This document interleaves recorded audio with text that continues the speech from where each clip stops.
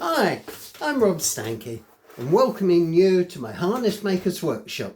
Now, special week this week because this week is the world's celebration of leather. So what I'm going to do here is show you some of the leather. I've got different leathers, different colours and types, what it's used for.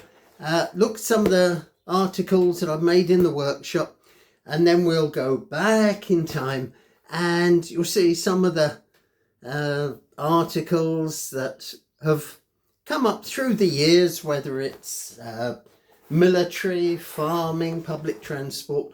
All of those in years gone by relied on leather. So I'll show you some of the leather bits now, and then we'll drop the camera down and we'll have another look closer to some of them. That is you can see, right, I'm going to unroll it now. That is how the leather comes into me. A bit wider than that. It's a long hide. It's called a butt. It's the absolute prime piece of leather off the cowhide, each side of the spine. So you've got the cheaper shoulder, which is good for some things, not knocking it, but the bridle butt is really I think the pinnacle, but that's me. So that's the brown one. Okay, and there's the black. There you can see. And with the black, it just shows you. There we are. Okay, if we can see that. There's the black and a couple of items made. So I'm going to drop the camera down now so you can see. You're more interested in seeing what I've got on the bench than seeing me, so I'll drop that down now, okay? Now, as I say, the butt I consider the best part of the hide, which it is. There's a bridle that would have been made out of the bridle butt, but then I used thinner leather around the edge just to give a bit of piping. But all the main part, and the same on the brow band, but all the main parts are made out of the bridle butt. Then in the black, you've got this showing farm bridle. If you look at the front of my YouTube listing, you'll see this is the one I'm holding up. I made it for a competition in the Royal Dublin show, a good few years ago now, but that is out of the best bridle butt and the painting. Can you see the light really reflecting off it? Then I punched the holes out and put the red round. So that was something I did with the leather. Now, depending if there was an Adam and Eve or not, I think the saddlery and harness making, certainly the harness making, was one of the first crafts, the same as stonemasonry and some others. But in early days, that's what they used, the hide of the leather, to, well, feed first of all themselves from the meat, and then the hide that provided clothing, bedding. And then after a while, they realised that the oxen, before the horse, he could be put into use. So they would have used the leather to get the oxen moving, to harness him. And so it came on during the years. It's been used for military, farming, transport, all these. I'll do separate videos for each of them at a later date, but this is to celebrate this week the world of leather. So there's the bridle that was made out of the best bridle butt, the trimmed in the red patent leather, which can also be used for fashion, and that was one thing to use the red leather for. So we'll pop him over there. There's another item. This is something new I'm making for a customer. It'll be the whole bridle, and that is lined in the red. Now, the whole bridle and breastplate and some other parts of the harness will all be on a separate video. So keep a look out for it. So there's a brow band that's lined in the red. Also in the red, I like to do martingales. Again, they started off as farm. They actually started off, I believe, you get different stories, that the Crusaders brought them back from abroad, and they were different ones then, thought of as good luck charms. So that's one story of how they originated in Britain. So I like doing, this is, no, actually this has had a bit of use. If you can see that shiny bit there? You get those because it's been while the horse is trotting along. And I spent many years in Wales, so hence I got the Welsh dragon on that, and the Welsh colours, green and red. So that's more of a straight up-to-date one. With the yellow, there's the yellow here, yellow painting, and I like doing all these special designs in the leather, and that's what comes with the leather. So we'll pop him over there. Now, talking of red, before we finish with that, there's something else I make here.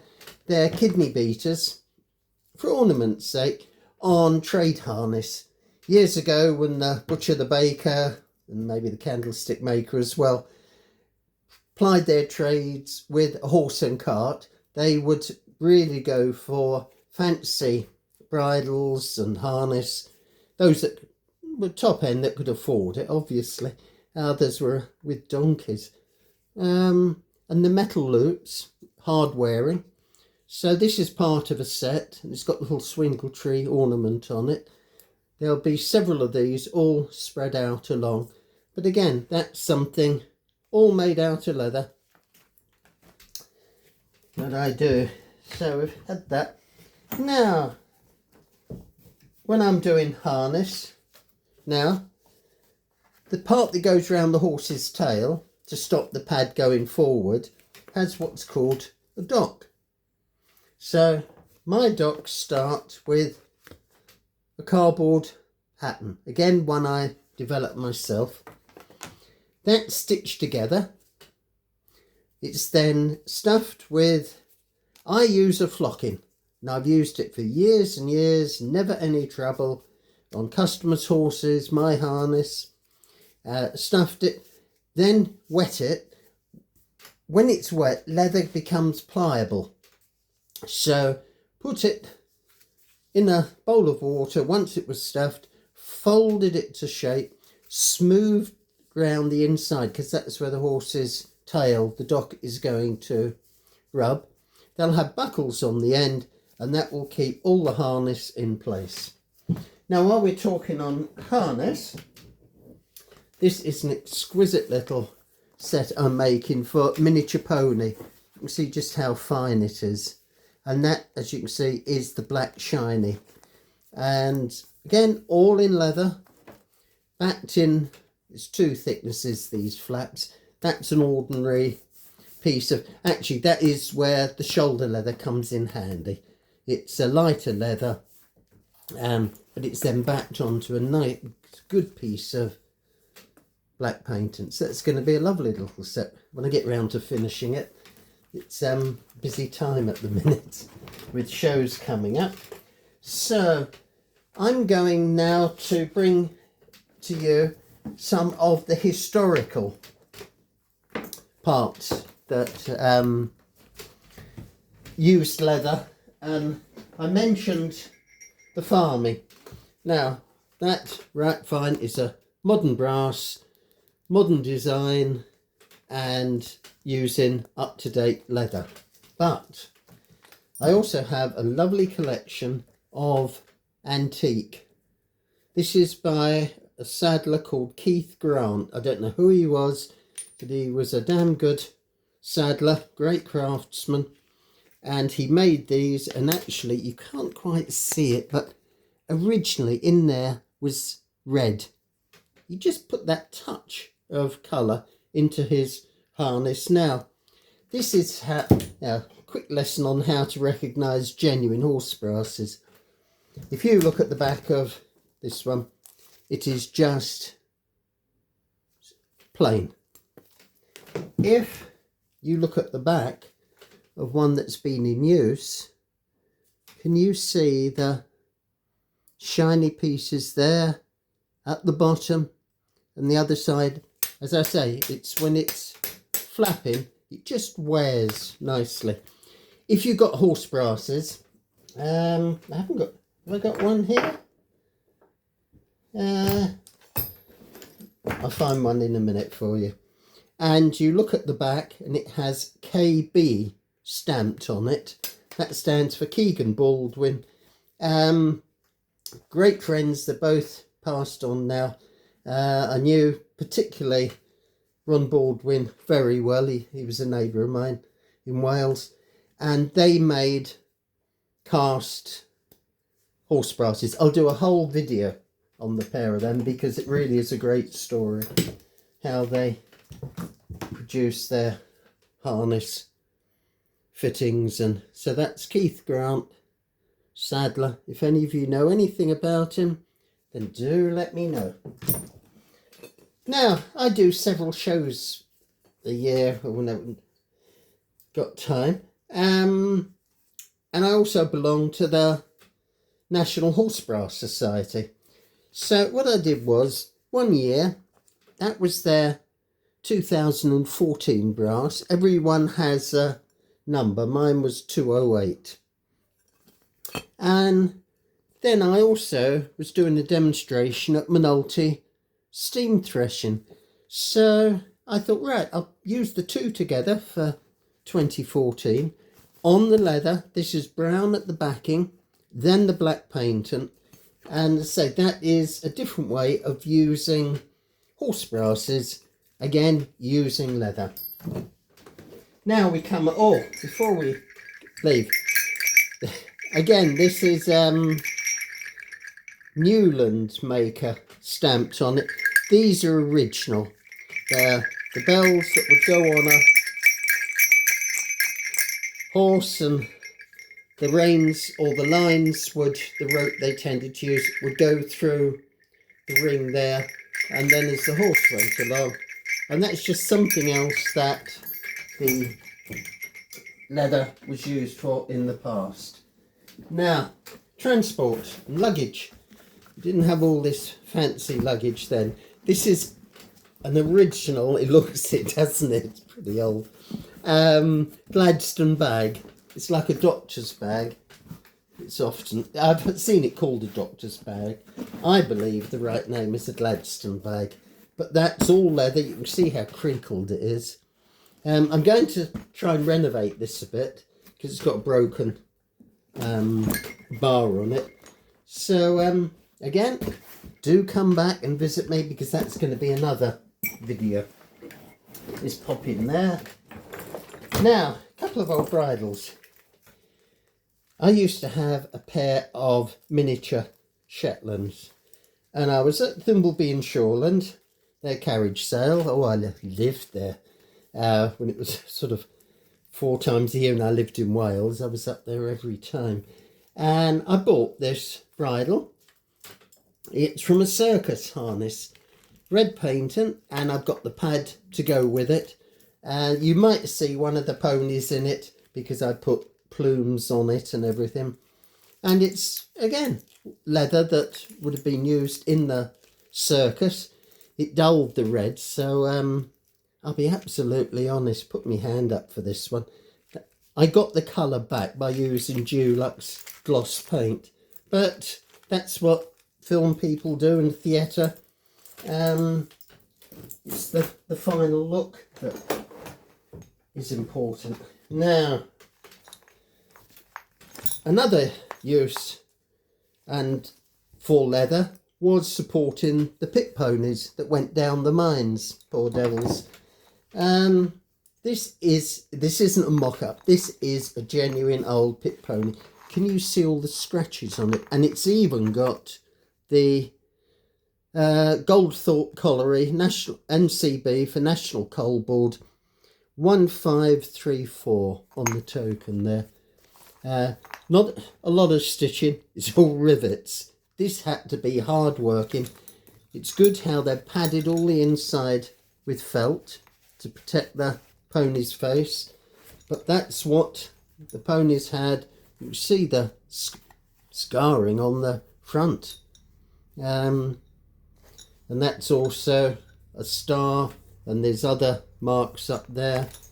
So that's one of my little relics. I used to have the Museum of the Master Saddler, and I've still got some bits and pieces for it.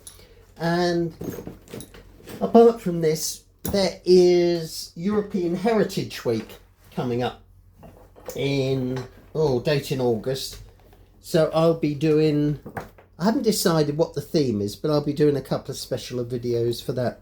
Now, here is a lovely coach guard's case, and he would have 2 timepieces in it. This special key, is it going to come out? It will if I pull it a little bit more. Yeah, there we are. That key unlocked the safe box that had, if you like, the registered post, the really important post.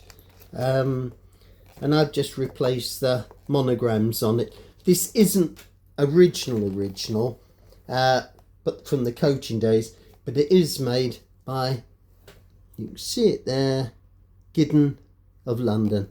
And there's a little stud as well, so small there, which has, I've got my glasses on now, so Giddon, London.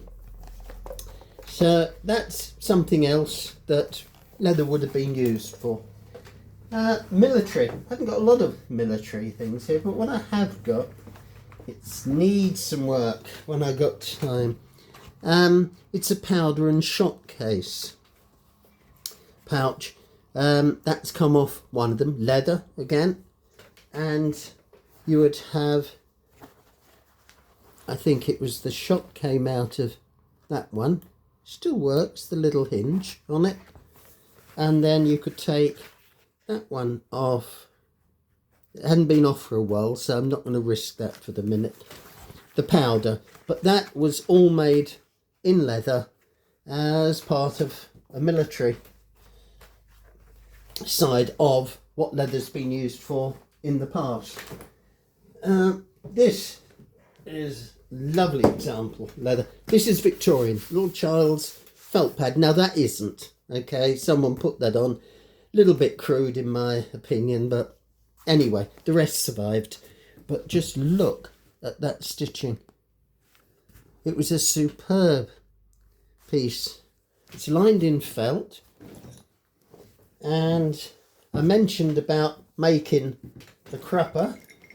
Well, there is a very nice dainty crupper stitched, and I put buckles on the end of mine, but that is a beautiful little crupper that Saddler made out of the leather. So what I've also got Victorian, which you will see at a later date, is a child's side saddle with reversible pommel. If you don't know what the reversible pommel is, keep tuned in to me and I will be giving a demonstration in the not too distant future. But that shows you that the saddle, rather than just getting an ordinary riding saddle to show you, that one is genuine Victorian. So we'll pop him up there again. Then there's also leather in the home. Now look at these. Leather has gone bad. It is a pair of bellows. Let's get back so you can see a bit better. And all that in there is leather. Great to have such a old painting. You can see the length of it. Now it starts there and it goes on and on and on and on and on. There. You wouldn't have to get too near the fire with those. So that's giving you an insight into all the things that can be done with leather from, I suppose my earliest pieces are the Victorian, and bringing up to date. It all changed obviously once the motor cars came, but there's still farm horse glasses, which is why I still make farm bridles. Have a look at my list and you'll see there should be one. They come in, and I also do plough pads. So I'm going to make one up soon, just to vary what comes up. So it's been great having you here.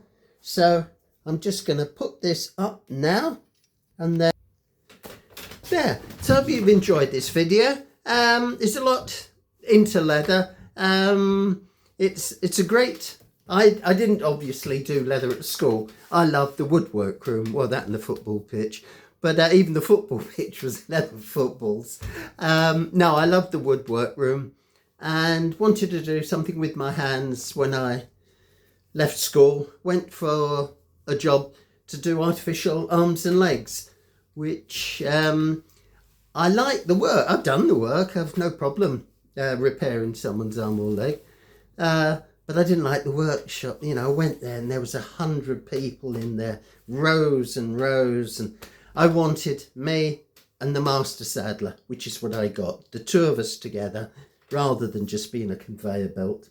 So, yeah, I have worked on artificial limbs, and they've been very grateful, the people. I'm quite, you know, fine with that. So, thank you for being with me. If you can, pop your finger on the subscribe button. It'd be much appreciated. Thank you. And I'll see you back again soon. I try and get one up a week, and say there'll be a couple of real special ones for the European Heritage Week. So until then, can I thank you all. Many countries that you come from. Now and again I have a look, and it surprises me, some of the countries. And if you want to see any more of my videos, there's a great site called thecarriagecommentator.com. I film for them. It's all about carriages, driving, the horses, and I do the harness side, as you can guess. Okay, so give them a look up as well. It's a great site. So once again, thank you for viewing, and hopefully you had a bit more knowledge now of the leather. So hope to see you again. Okay, cheerio.